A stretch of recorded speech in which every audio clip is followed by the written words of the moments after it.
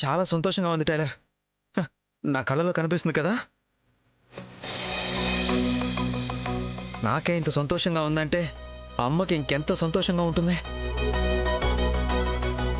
కొడుకులు కోడళ్లతో ఇల్లంతా సందడిగా సంతోషంగా ఉండాలన్నది అమ్మ కల. మన పెళ్ళి అయిపోయింది, అన్నయ్య పెళ్ళి కూడా అయిపోతే అందరం కలిస్తే ఇల్లంతా ఎంత సందడిగా ఉంటుందో కదా టైలర్. ఒక్కసారి ఊహించుకో టైలర్, అమ్మా నాన్నల కుర్చీలో కూర్చొని మీరిద్దరు అక్కా చెల్లెళ్ళు వాళ్ళ వెనక నుంచొని, నేను అన్నయ్య చెరో పక్క నుంచొని ఒక లైఫ్ సైజ్ ఫోటోగ్రాఫ్ తీసి హాల్లో పెడితే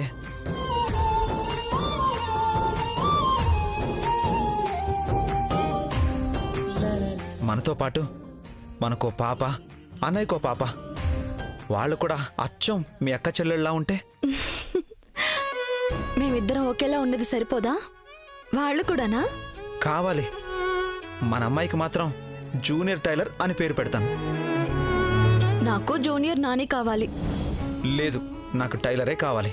ఈ విషయంలో కాంప్రమైజ్ అయ్యేదే లేదు. నాకు నానినే కావాలి. అప్పుడు టైలర్ని నానిని ఇద్దరిని కలిపే కనేయండి అమ్మా, ఎవరొద్దంటారు? కరెక్ట్ గా చెప్పావు శివుడు.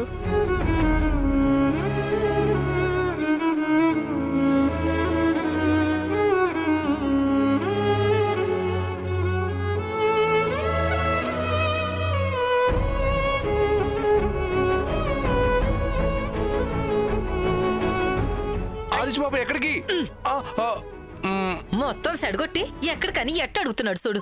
అయినా పిల్లడు కాస్త సిలక గోరింకలాగా కబుర్లు చెప్పుకుంటుంటే పానకంలో పుడకలాగా దూరేవింది. అమ్మో, బయటికి సిట్టుపట్లు ఆడుతున్నా మీ ఆయనకి నీ మీద ఎంతో ప్రేమున్నది. ఆడపిల్లే పుట్టాలంట, నీ పేరే పెట్టాలంట.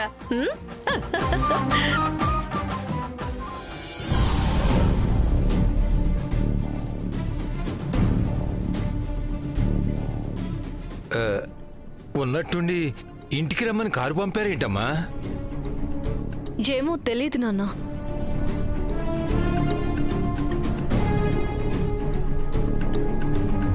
అదేంటమ్మా, అల్లుడు గారు ఎందుకో ఏమిటో చెప్పలేదా? లేదు, ఏదో సర్ప్రైజ్ అంట.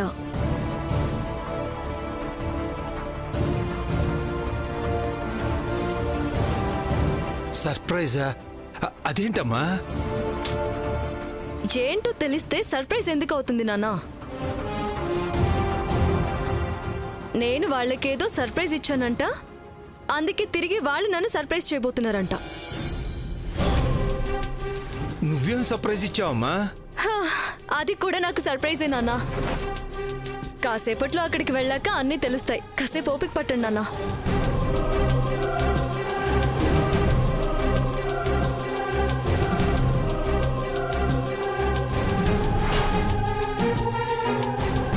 వాళ్ళేదో సర్ప్రైజ్ ఇస్తున్నారంటే ఇంటికి కాబోయే కోడల్ని కాబట్టి ఏదో సరదాగా థ్రిల్ చేయడం కోసం అయి ఉంటుంది కాబట్టి పెద్ద టెన్షన్ లేదు. నేను సర్ప్రైజ్ ఇచ్చానంటారేంటి? 4 రోజులుగా సరిగా వాళ్ళతో మాట్లాడింది కూడా లేదు కదా. సర్ప్రైజ్ ఎలా ఇస్తాను? నేను చేయని దాన్ని నేనే చేశాను అని వాళ్ళేదితో మాట్లాడుతుంటే ఎలా మేనేజ్ చేయాలి?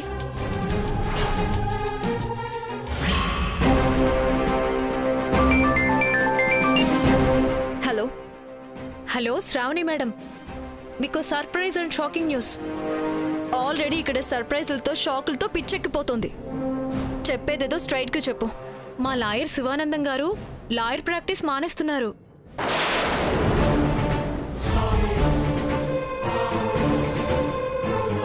నిజంగా షాకింగ్ న్యూసే. ఆయనకేమైంది పాపం? మంచి పాపులర్ లాయర్, కేసులు కూడా బానే ఉన్నాయి కదా. ఏమైందని ఈ నిర్ణయం తీసుకున్నారు? నిర్ణయం వరకు అయితే నాకు తెలుసు, కానీ ఎందుకు నిర్ణయం తీసుకోవాల్సి వచ్చిందో మాత్రం మీరే చెప్పాలి. ఏం మాట్లాడుతున్నావు? ఆయన ఎందుకు ప్రాక్టీస్ మానేశారో నాకేం తెలుసు. ఏమో, మీరే కారణమని ఇక్కడ కోర్టులో అందరూ అనుకుంటున్నారు. ఏయ్, నీకేమైనా పిచ్చా? ఆయన ప్రాక్టీస్ మానడానికి నేను కారణం ఏంటి? అయినా ఆయన నాకు ఏ కేసులోనూ రైవలరీ కూడా కాదు. అసలు ఎప్పుడు పెద్దగా కలిసి మాట్లాడింది కూడా లేదు. ఏమో, అవన్నీ నాకు తెలీదు. నిన్నెక్కడో మా లాయర్ని ఎవరో చితక్కొట్టు వదిలేశారట. ఈరోజు మార్నింగ్ ఆఫీస్కి వెళ్లేసరికి ఇక ప్రాక్టీస్ మానేశాను, మీరు వేరే ఎక్కడైనా పని చూసుకోండి అని చెప్పేశారు. దీని అంతటికి కారణం మీరే అని అందరూ అనుకుంటున్నారు. మీరేమో నాకేమీ తెలియదు అంటున్నారు. ఏమో మేడం, రేపు మిమ్మల్ని ఎవరైనా ఏమైనా అనొచ్చు. జాగ్రత్త పడతారని ముందే చెప్తున్నా. ఉంటా మేడం.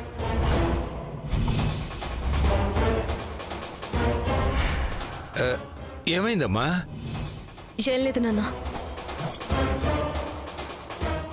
లాయర్ శివానందం ప్రాక్టీస్ మానేయడం ఏంటి?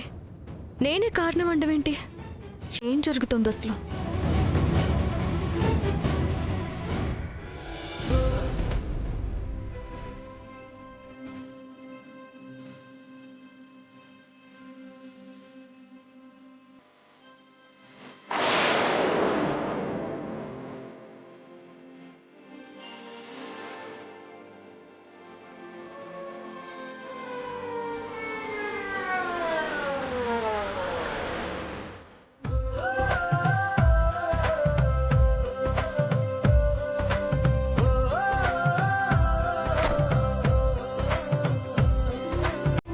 నమస్కారం బావగారు. నమస్కారం బావగారు. నమస్కారం అండి.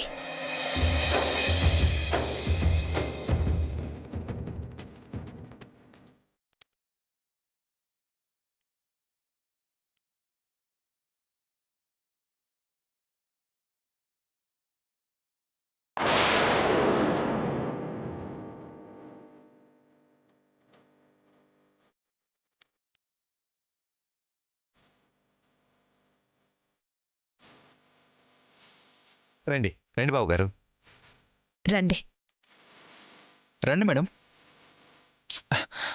ఏంటమ్మా ఈ సస్పెన్స్? నాకు రాత్రంతా కూడా నిద్ర పట్టలేదు. విషయం ఏంటో చెప్పు. ఇంతవరకు ఓపిక పట్టారు కదా మేడం, లోపల అడుగు పెడితే మీకే తెలుస్తుంది. సరే కానీ నాకు టైం వస్తుంది, అప్పుడు నేను చెప్తా. పద. రండి. ఒక్క నిమిషం ఆగండి.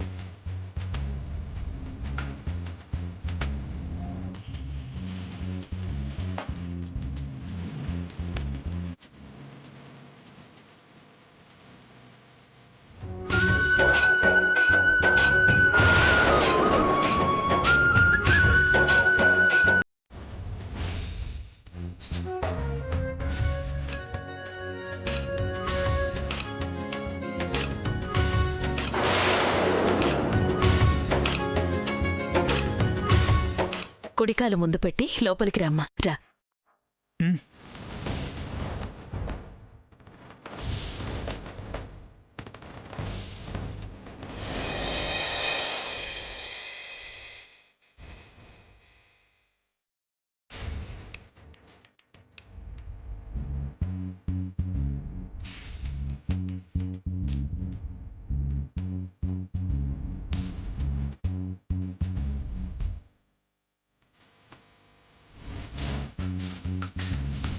పంతుల్ని పిలిచి ఈ హడావిడంతా ఏంటి? పెళ్లికి ముహూర్తాలు గాని పెట్టిస్తున్నారా? లోపల కూర్చోం కదా, ఇప్పుడైనా చెప్పు సర్ప్రైజ్ ఏంటో. ఏంటి మేడం, ఇంకా అర్థం కాలేదా? అమ్మా చూసావా, పెద్ద పెద్ద లాయర్ల ఎత్తుల్ని చిత్తు చేసి ఎంతో పెద్ద ప్రమాదం నుంచి కాపాడిన తెలివితేటలున్న శ్రావణికి ఈ చిన్న విషయం ఇంకా అర్థం కావడం లేదు. ఏ విషయం గురించి మాట్లాడుతున్నారు? ఇప్పుడేం చేశానని ఇంతలా పొగిడేస్తున్నారు?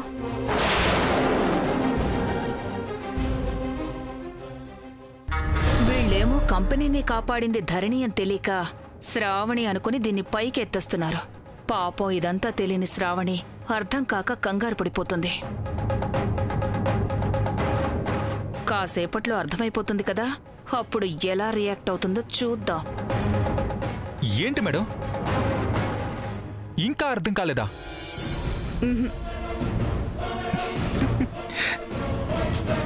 రే ముందు నువ్వు నవ్వాపు. ఈ ఏర్పాట్లన్నీ చూసి ఏంటని ఎవరినైనా అడిగితే ఖచ్చితంగా ఎలా చెప్తారా? ఏదైనా పూజ అయ్యుండొచ్చు, వ్రతం అయ్యుండొచ్చు, లేదా ఇంకేదైనా ఫంక్షన్ అయ్యుండొచ్చు.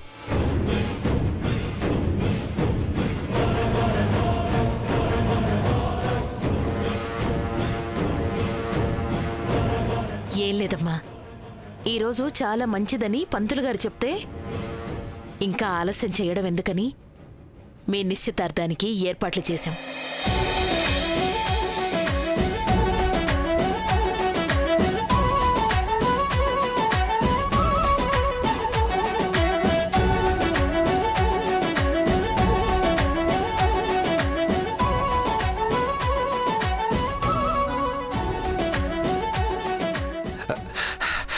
చాలా సంతోషం అమ్మా. కానీ ఒక్క మాటైనా చెప్పుంటే మా ఏర్పాట్లతో మేము వచ్చుండేవాళ్ళం కదమ్మా. ఏర్పాట్లదేముంది బావగారు, అన్నీ మేము చేసేసాం కదా. అయినా ఇక్కడ విషయం ఏర్పాట్ల గురించి కాదు బావగారు. మా కోడలు మాతో ఒక్క మాటైనా చెప్పకుండా చేసిన పనికి మేమెంత సర్ప్రైజ్ అయ్యామో తెలుసా?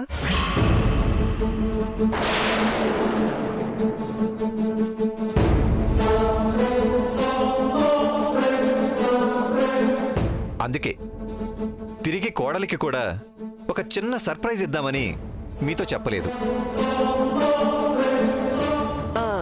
నేనేం చేశాను మామయ్య గారు? ఏం చేశావా? చూడండి నా కోడలి మనసు ఎంత గొప్పదో. అయిన వాళ్లకు చేసింది ఎంత గొప్పదైనా అసలు చేసినట్టే కాదని ఏమీ చెయ్యనట్టు ఎలా మాట్లాడుతుందో చూడండి. నీలాంటి అమ్మాయి మా ఇంటి కోడలిగా రావడం మా అదృష్టం అమ్మా.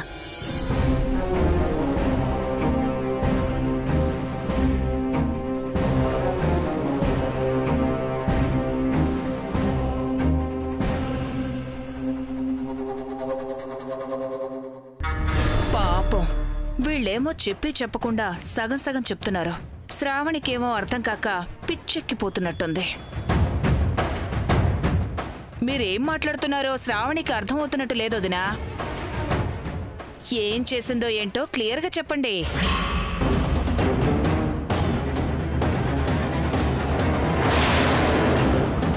తను చేసిన దాని గురించి తనకే తెలియకుండా ఎలా ఉంటుందత్తా?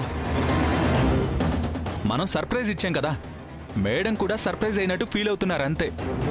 అంతా తెలుసు. కరెక్ట్గా చెప్పావు నాన్న. దేవుడా, అన్నీ వాళ్లే చెప్పి అంతా వాళ్లలో వాళ్లే అనేసుకొని అసలు నాకేమీ చెప్పకుండా ఏంటి టెన్షన్? అమ్మాయి ముహూర్తానికి టైం అవుతోంది. అలాగే పంతులు గారు.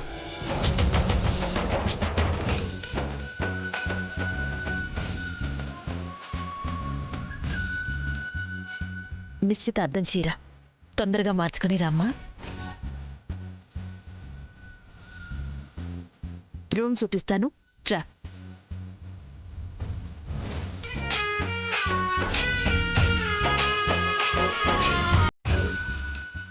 తొందరగా రెడీ అయ్యి వచ్చాయమ్మా, నేను బయట ఉంటాను. సరే.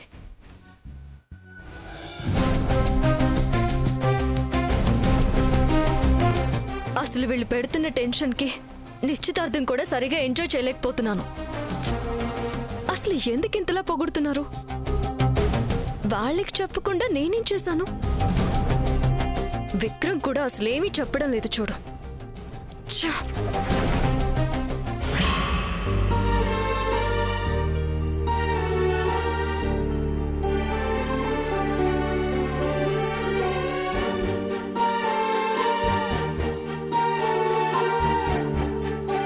గొప్పింటి కోడలు కావటం అక్క చిన్ననాటి కల తల్లి. ఇప్పుడు ఆ కల తీరబోతోంది. ఏ ఆటంకం లేకుండా నిశ్చితార్థం పెళ్లి జరగాలి. తొందరగానే నేను మా అత్తింట్లో అడుగు పెట్టాలి.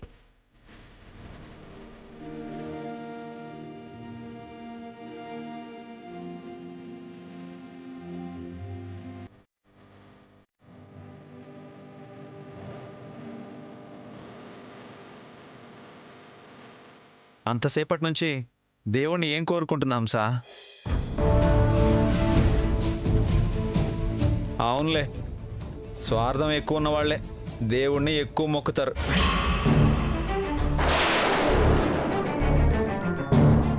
వాళ్ళక్క నిశ్చితార్థం కదా, బాగా జరగాలని మొక్కుకుంటోందిలే. ఆ, అవునులే, ఎప్పుడు అక్క అక్క అని అక్క కోసం ఆలోచించబట్టే మా పరిస్థితి ఇలా అయింది. ఇప్పుడు కూడా అక్క కోసమే మొక్కుకుంటుంది.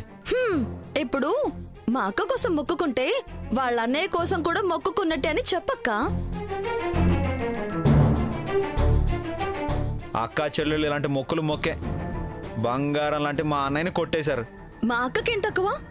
మా అక్క లాంటి అమ్మాయి దొరకాలంటే పెట్టి పుట్టాలి. అక్కది కూడా ఇదే రూపం కదా, దానికోసం పెట్టి పుట్టడం ఎందుకు?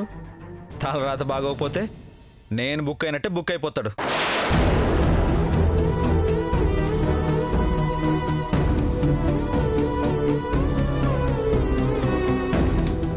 ఏంది బాబు ఇది? ఏమైనది నీకు? అక్క అన్నల నిశ్చితార్థం అని తెలియగానే అన్నీ మర్చిపోయి చక్కగున్నారు కదా, మళ్ళీ ఏమైనది? హ, ఏమవుతుంది? అసలు రూపం బయటపడింది చూడు.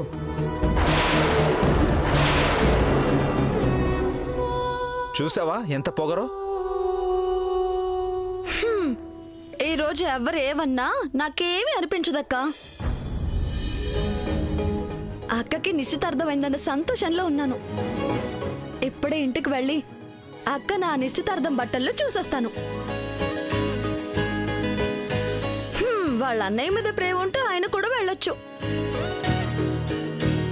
ఎందుకు వెళ్ళను? వెళ్తా. హ, తను వాళ్ళ అక్క దగ్గరికి వెళ్ళినప్పుడు నేను మా అన్నయ్య దగ్గరికి వెళ్ళలేనా? వెళ్తాను.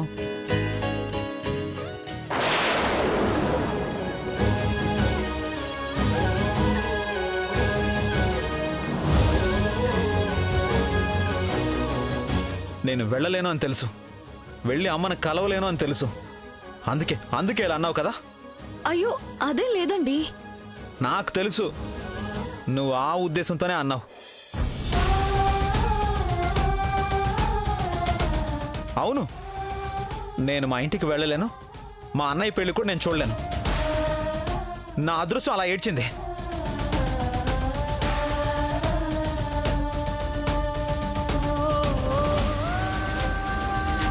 ఏమండి ఏమండి, నా మాట.